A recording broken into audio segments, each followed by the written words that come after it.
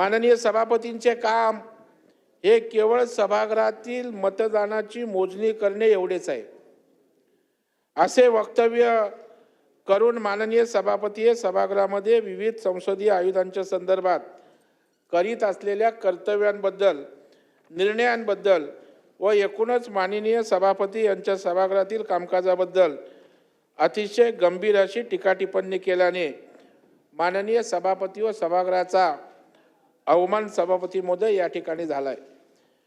माननीय सभापती करीत असलेल्या सभागृहाच्या घटनात्मक कर्तव्यांबद्दल व कामकाजाबद्दल नुसतं आपलं फिरायचं लवाजमा मागे पुढे घेऊन असे माननीय सभासदांच्या एकूणच कामकाजाच्या बाबतीत अत्यंत आक्षेपार्ह वक्तव्य करीत त्यांच्यावर आरोपात्मक विधाने करून त्यांच्या कामकाजावर प्रतिकूल परिणाम होईल अशी कृती केल्याने गंभीर अवमानाची बाब सभापती महोदय या ठिकाणी निर्माण झाली। सभापती महोदय, पंचायत समितीच्या सभापतीला जे अधिकार आहेत ते अधिकार देखील विधान परिषदेच्या सभापतींना नाहीत। हे अत्यंत आक्षेपार्ह व विधान परिषदेचे सभापती या पदाचा अवमान व उपमर्द करणारे अत्यंत निंदनीय व संसदीय लोकशाहीमधील राज्याच्या विधान परिषद सभागृहाच्या माननीय सभापतींची प्रतिमा जाणीवपूर्वक मलिन करून करणारे वक्तव्य माननीय सभापतींचा अवमान व विशेषाधिकार भंग सभापती महोदय या ठिकाणी केलेला आहे। माननीय सभापती यांच्या समोर विधिमंडळामध्ये 288 सदस्य बसत नाहीत, केवळ 70-75 सदस्य बसतात। अशा प्रकारे माननीय सभापतींबद्दल, त्यांच्या घटनात्मक पदाबद्दल तसेच ते विधान परिषदेचे सभापती म्हणून पार पाडत असलेल्या संसदीय व घटनात्मक कर्तव्यांबद्दल अत्यंत प्रतिकूल टीका टिप्पणी करत त्यांची सभापती म्हणून जनमानसात असलेल्या प्रतिमेची हानी करून एकूणच या सभागृहाचा अवमान सभापती महोदय केलेला आहे। माननीय सभापती यांच्याबद्दल त्यांनी असंही वक्तव्य केलं की माननीय सभापती हे कायदे बनवित नाहीत। माननीय सभापतींबद्दल व वरिष्ठ सभागृहाच्या कायदे बनवण्याची एकूणच प्रक्रिया व सभागृहाची अधिकारिता याबद्दल अशा प्रकारे माननीय सभापती कायदे बनवत नाहीत असे वक्तव्य करणे म्हणजे या सभागृहाचा संपूर्णपणे अवमान करण्यासारखं आहे। कारण माननीय सभापती हे संपूर्ण सभागृहाचे प्रतिनिधित्व करतात व सभागृहाची कायदे बनवण्याची स्वतंत्र अधिकारिता असताना असे वक्तव्य करणे म्हणजे माननीय सभापती व एकूणच सभागृहाचा अवमान व विशेषाधिकार भंग करणे सभापतीमुळे होय। सभापती महोदय, यामध्ये आणखी आक्षेपार्ह जसे की केवळ विधानसभेमधून संमत होऊन आलेल्या विधेयकावरच विधान परिषदेत मतदान होते असा विधान परिषदेच्या वैधानिक कामकाजाबद्दल अत्यंत गंभीर आरोप करून सभागृहाच्या घटनात्मक अधिकारावर प्रश्न निर्माण करून या सभागृहाचा अवमान सभापती महोदय करण्यात आलाय। विधान परिषदेच्या 3ही अधिवेशनांबद्दल अधिवेशनाचे कामकाज हे केवळ वर्षातून 30च दिवस होते असे अत्यंत आक्षेपार्ह व सभागृहाच्या कामकाजावर टीका टिप्पणी करणारे वक्तव्य करून सभागृहाच्या सदस्यांबद्दल व माननीय सभापतीच्या कर्तव्यांबद्दल जनमानसात संशय निर्माण करून व सभागृहाची प्रतिष्ठा व प्रतिमा अशा वक्तव्याद्वारे मलिन करून सभागृहाचा व माननीय सभापती यांचा अवमान व विशेषाधिकार भंग सभापती महोदय झालाय। सभापती महोदय, विधान परिषद सभागृहाच्या रचनेबद्दल विधान परिषद सभागृहाचे कार्पेट व एकूणच सभागृहाची रचना ही लाल रंगात असून विधानसभेची हिरव्या रंगात आहे व विधान परिषदेचा लाल रंग हा दुष्काळाचं प्रतीक आहे।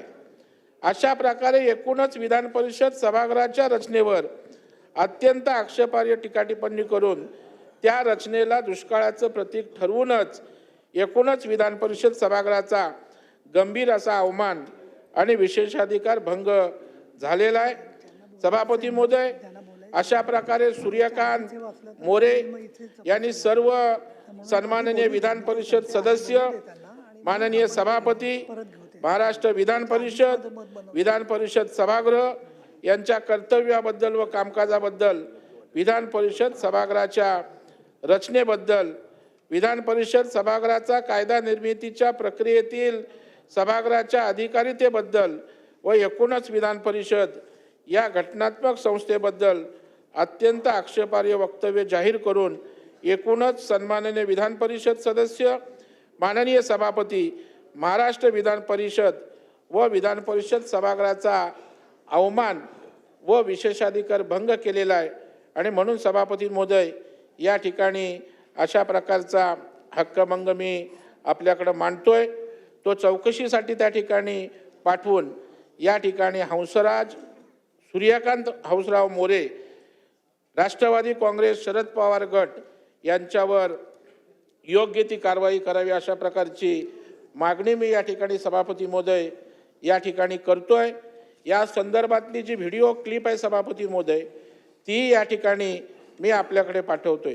सभापतीमध्ये या सभागृहामध्ये आदरणीय शरदचंद्र पवार साहेब असतील, हे देखील याच विधान परिषदेमध्ये सन 1993 ते 96 या कालावधीत सभासद म्हणून, तर 1995-96 या कालावधीमध्ये विरोधी पक्ष नेता म्हणून या ठिकाणी कार्यरत होते, तर सन 2014 पासून ते राज्यसभेवरही कार्यरत आहेत।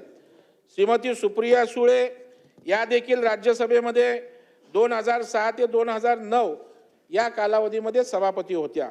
माजी मुख्यमंत्री उद्धवजी ठाकरे साहेब, माननीय पृथ्वीराज चव्हाण साहेब हे देखील विधान परिषद सभागृहाचे सभासद होते।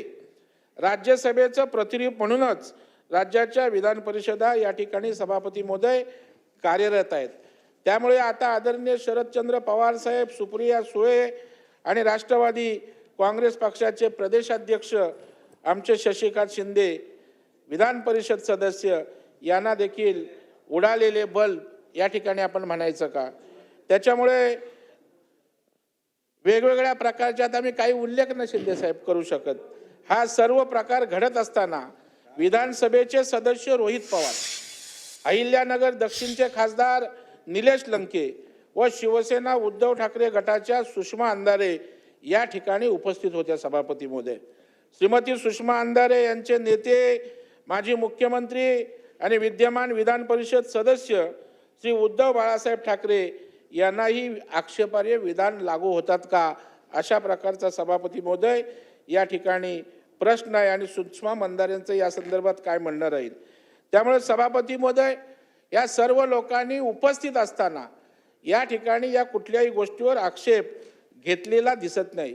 उलटपेक्षा सभापती महोदय लोकप्रतिनिधींनी रोहित पवार हे विधान परिषदेचे सदस्य तितर होते, ते तर या मोरेंच्या वक्तव्याला त्या ठिकाणी हसून दाद देत होते। हे सभापती महोदय दुर्दैव आहे।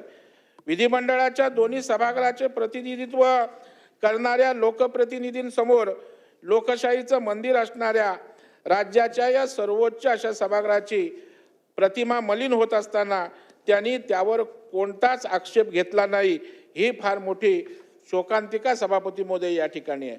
साहित्य, कला, क्रीडा, विज्ञान, सहकार, समाजकार्य या क्षेत्रात उल्लेखनीय योगदान देणाऱ्या मान्यवरांचा संसदीय लोकशाहीत सहभाग सुनिश्चित व्हावा या उद्देशाने आदरणीय राष्ट्रपतींमार्फत राज्यसभेवर तर आदरणीय राज्यपालांमार्फत विधान परिषदेवर 12 मान्यवरांची नामनियुक्त सदस्य म्हणून निवड केली जाते।